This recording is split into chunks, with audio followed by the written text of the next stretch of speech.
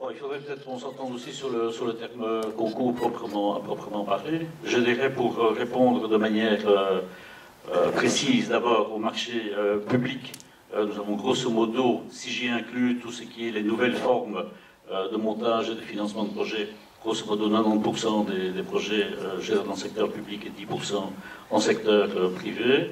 Et disons que dans ces 90%, on est grosso modo moitié-moitié entre le pur concours lancé par une autorité publique et le concours qui se fait en association avec un groupe de promotion. Alors, deuxième question était... La deuxième question, le taux de réussite. Le taux de réussite.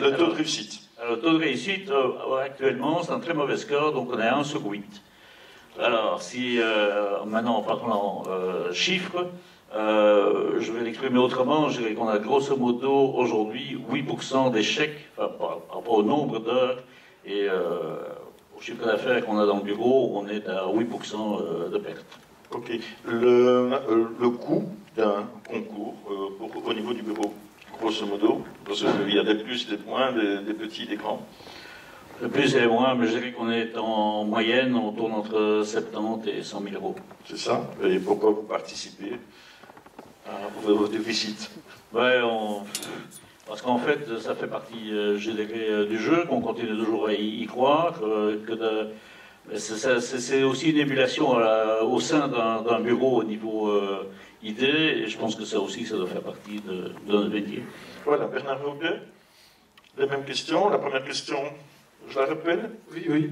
Donc, le rapport entre le marché public, concours et marché privé. Je crois que pour l'instant, on se situe plus ou moins à 20% de marché public par rapport au marché privé, mais je me trompe peut-être dans les chiffres. C'est de cet ordre-là. L'ordre de grandeur de la réussite de vos marchés publics? Ça, j'ai vérifié hier soir.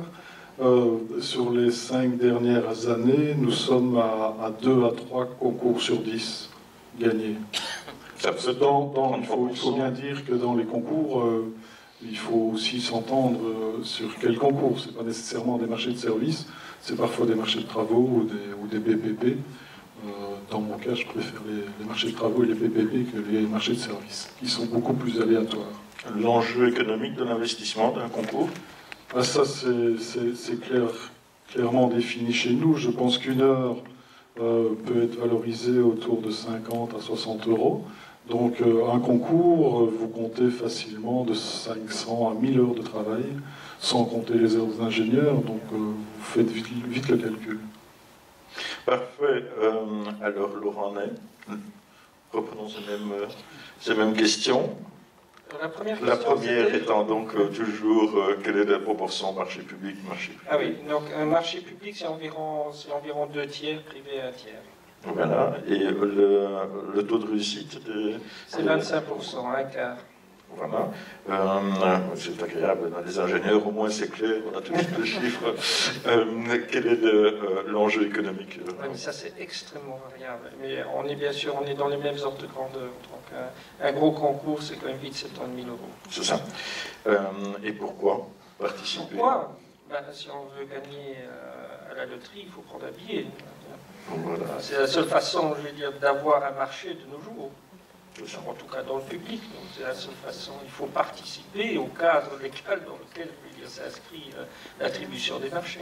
D'accord. Alors je vais reposer la question à mon voisin Pierre Ebling.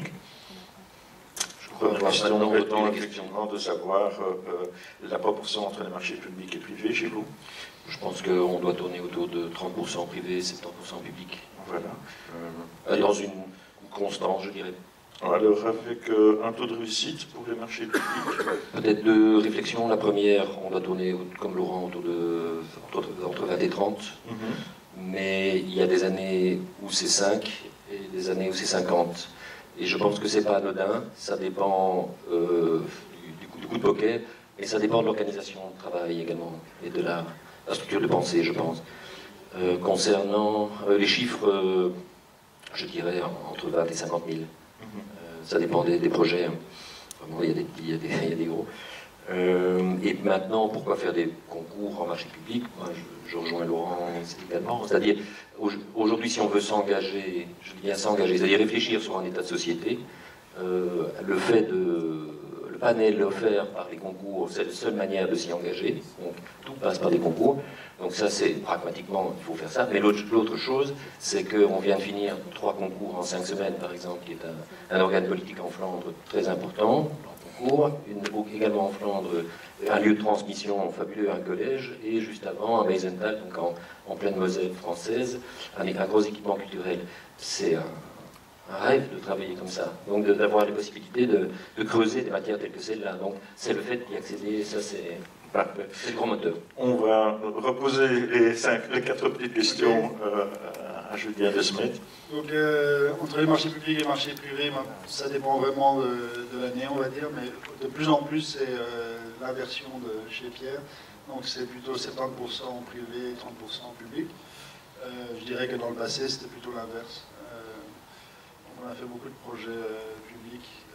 Alors, gagnant contre perdant, on a calculé, on a fait une expo il y a 1 an, on avait calculé donc, plus ou moins 300 projets étudiés et plus ou moins 30 bâtiments réalisés. Alors là-dedans, il y a aussi des concours qui ont été gagnés mais qui après ne sont pas passés. Donc je dirais peut-être un gros 10% de réussite. L'engagement financier, on ne prend pas des concours en dessous de 20 000 euros, plus ou moins, et on essaye au maximum, dans le possible, de rester dans ces budgets-là. C'est très rare qu'on y arrive. Et le pourquoi faire des concours, mais en gros, il faut aussi différencier quel type de concours, en effet, parce qu'il y a des concours dans lesquels on s'engage sur appel d'offres et où c'est très restreint. Et donc là, je pense que la cagnotte ou la loterie est différente. Après, il y a des concours ouverts, internationaux. C'est ce que j'appelle les Olympiques de l'architecture. Là, c'est vraiment quelque chose on prend un risque énorme. Évidemment, on en fait de moins en moins. Mais quand on en fait, on arrive par exemple à réaliser le tremplin de saut à ski pour les championnats du monde. Donc c'est quand même quelque chose qui vaut la peine. On en a fait plein, on en a raté plein. Et quand il y en a un qui passe et qu'on arrive à décrocher, c'est quand même quelque chose. Il y a une dimension de team building, de faire certains concours comme ça dans votre agence. Oui, en fait, ça dépend aussi de la disponibilité de l'équipe. Si on va pas se lancer à corps perdu, par exemple, le concours du tremplin de saut à ski, c'était en plein milieu de l'été, on avait un peu de temps, il y avait de l'équipe était là, on a décidé de le faire, c'était amusant.